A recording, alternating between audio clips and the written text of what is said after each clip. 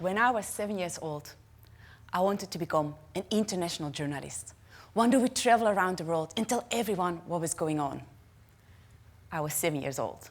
I had never left my country, spoke only Flemish, and definitely did not have the required skills. But I had the mindset. I was always wandering and writing. 20 years later, I was working across the world as an investigative journalist, reporting on environmental matters such as climate change and the energy transition, the rise of plastic and the loss of biodiversity. Many countries and stories later, I realized that many of these crises are interconnected, in cause and in consequence, and with other crises such as increasing inequalities and tensions within and between countries. And over the years, I did see increased media coverage, technologies and policies, but I did not see the transformational change that will rip these crises out by the roots and rebuild the world for a more sustainable, peaceful and just one. Instead, I saw more patches to symptoms than solutions to causes, the old ways of thinking in a new jacket. With the rise of artificial intelligence, we risk to create even more of the same. Or we could use it to create a change. But to think and act differently, we need different ways of thinking. Therefore, while all eyes are on artificial intelligence, we need human intelligence 2.0.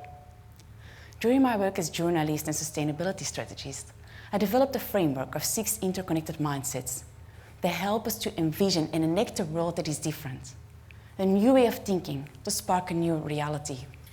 This is not an attempt to convince you what to think, but it's a conversation on how to think differently.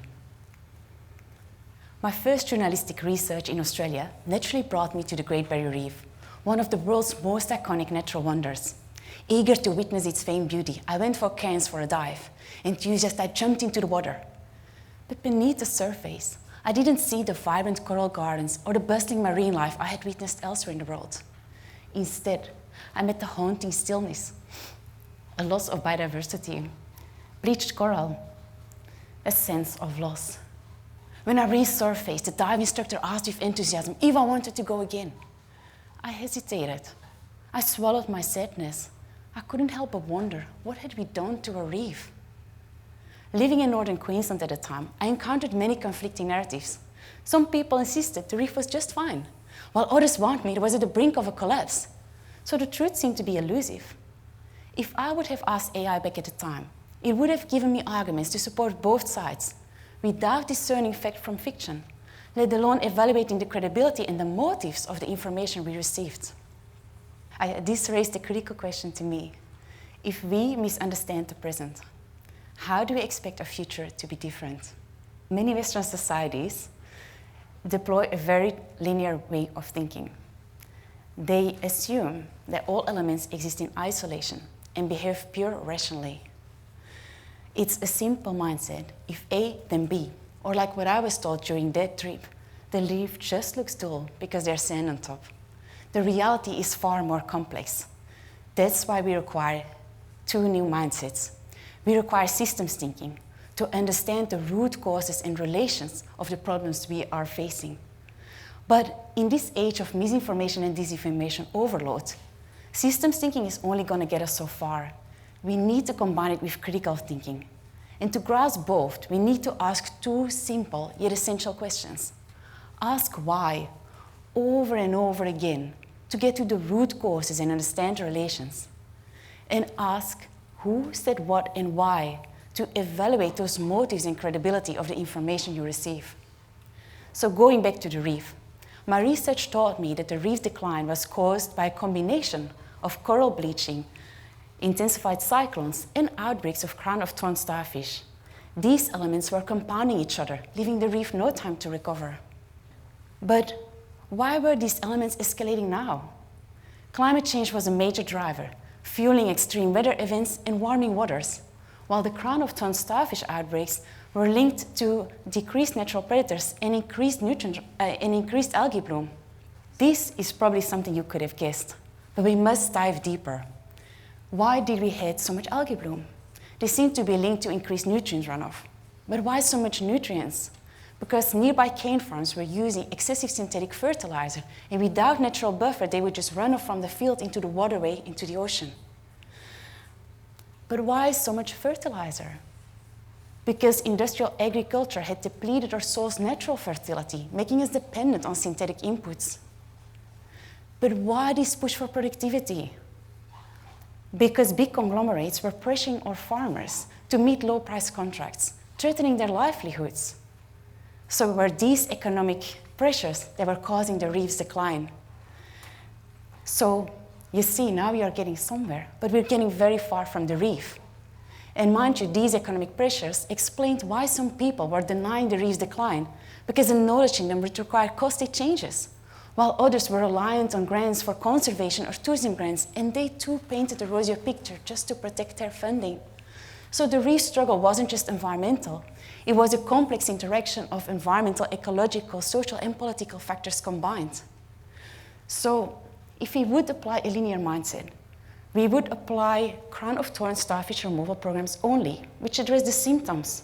But transformational change would result in addressing these underlying root causes.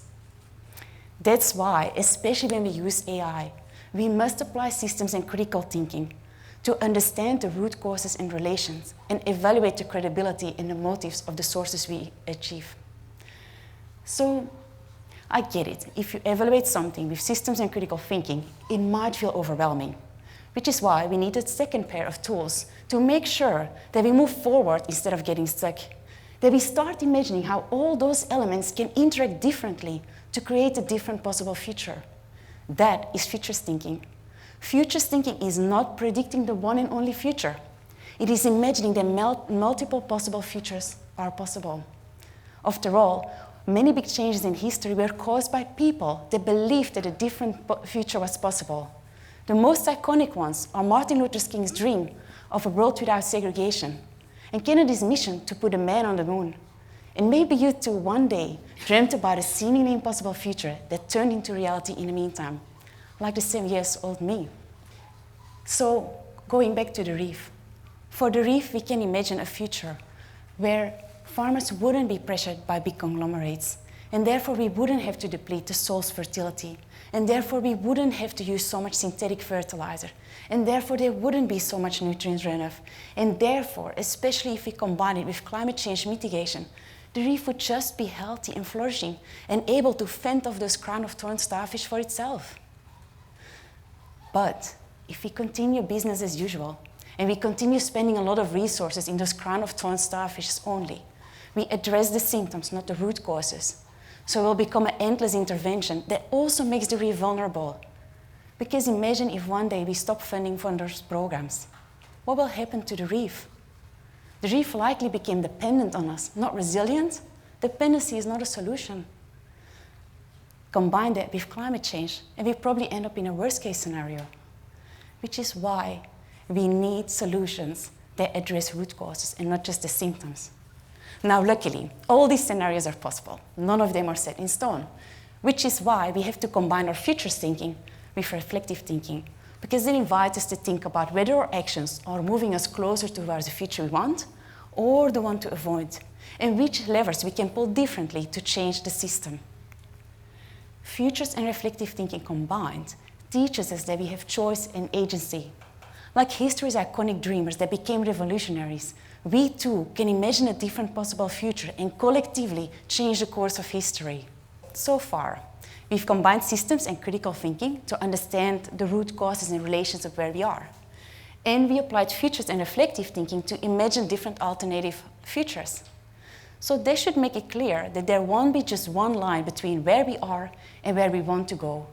Instead, the world is complex, constantly evolving and influenced by countless interconnected factors. To navigate that uncertainty, we need flexibility, resilience like the reef, and the ability to adapt in response to new information and changing circumstances. That's why we need a third pair of tools. We need design thinking, because design thinking is iterative. It means that we ideate multiple possible solutions, test them and adapt them based on our learnings. It means that we start being invested in the progress over perfection, in the outcomes over the means, instead of clinging to one solution and putting all our policies in one basket, even if that's not the one that's going to work. And moreover, design thinking is rooted in empathy instead of pure rationality. It means that we design solutions from the heart, for real people and planet, instead of only from the head, for pure rational creatures, which we aren't. But I understand that we live in a world with a lot of uncertainty. So we should combine design thinking with ethical thinking, because an ethical framework provides us a compass when there is no clear map. It helps us to make the right decision when there is no right answer. An inspirational ethical framework to me is Earth Charter. It was created after decades of global interfaith and intercultural collaboration, and it resulted in 4 pillars of ethical principles that help us steer towards a more sustainable, just, and peaceful world. It includes ecological integrity, social and economic justice, non-violence, democracy, and peace, and respect and care for the community of life. To see how environmental matters are not just about the environment. Going back to the reef, when we combine our analysis of systems and critical thinking and our desired pathway forwards, we understand now how crown-of-thorns starfish removal programs only address the symptoms, but the leverage points are in addressing climate change and water quality. So to reduce nutrients runoff into the reef, of course we should implement physical interventions, like planting shrubs and trees to prevent nutrients running off into the waterways. We also should implement regenerative and precision agriculture, so we need less fertilizer in the first place. And we must dive deeper. We must address those root causes that depleted the soil's natural fertility in the first place. That requires systems change, policies that promote regenerative agriculture, incentives that enable regenerative practices, and litigation that address those corporations that exploit farmers. That way combined, all consumer choices can contribute to a healthier farm-to-reef ecosystem. And that is how the 6 mindsets combined can help us create transformational change, so planet and people can flourish. So these are the 6 mindsets that can help us address the interconnected challenges that we face today. These mindsets can make sure that we address real problems and root causes towards a future we need. They help us to create different solutions based in different perspectives and values, rather than recreating digital echo chambers based on algorithms.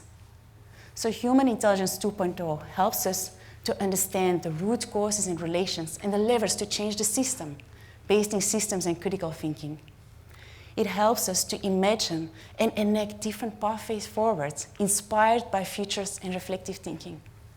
And it helps us to continuously progress our way forward, guided by design and ethical thinking. So with Human Intelligence 2.0, AI can become a partner in progress, instead of a replacement of you, or a reinforcement of what is.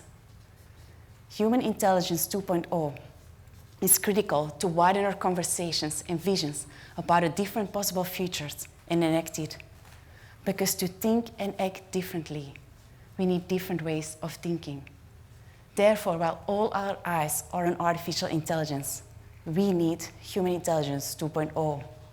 So when I was 7 years old, I had a dream about a seemingly impossible future.